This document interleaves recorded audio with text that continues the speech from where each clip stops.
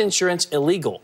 Okay, there's a lot to get into on that piece of it. Not all Democrats believe that, first of all, but I want to ask you about other topics as well, in addition to healthcare, specifically the president's tweets on Puerto Rico that happened this morning, because I think there's some confusion over them. The president says that Puerto Rico got $91 billion for the hurricane. That's not true. Why is he using that number? They're getting $91 billion that are in pledges to. But that's not what the president says. He says they got $91 billion, and half of that is an estimate on what's to come. Right, and that money is coming to them. The fact is they have received more money than any state or territory in history for rebuild. That's not true. 100%. There is nowhere that's Louisiana got more after that hurricane. They have not that's not a true fact. They have not come to $91 billion with all we've done in that country. They have had a systematic mismanagement of the goods and services we've sent to them. You've seen food just rotting in the ports.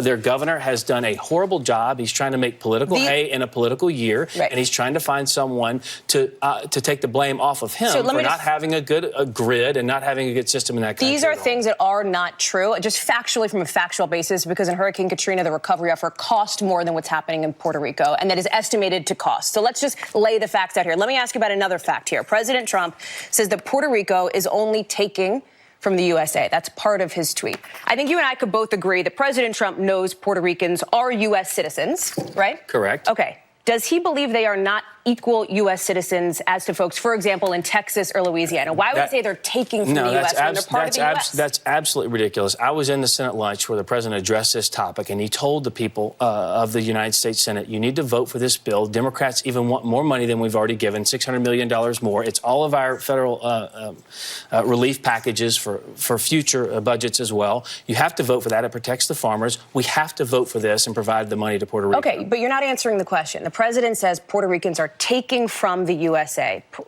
Puerto Rico is part of the United States. People who live in Puerto Rico are U.S. citizens. You're rolling your eyes, and I don't know why you're rolling your eyes, because there's a lot of confusion over why the president would say this and what he understands and how he views the people of Puerto Rico. That's ridiculous. He's actually already traveled to Puerto Rico after this horrific hurricane. He was there. And then talked a lot of bad things about Puerto Rico ever since he returned. He gave them a lot of money. They have mismanaged and misused that money. It hurts their people. That's what he's upset about. The people of Puerto Rico don't think that it hurts them. Well, they believe that they need to have this recovery. When there are food, goods, and services sitting in those ports and they're just rotting in the sun, that is a complete mismanagement at the government level. Why hasn't the U.S., why hasn't the White House dispersed the money that Congress has allocated to help Puerto Rico? I'm sure we will. When?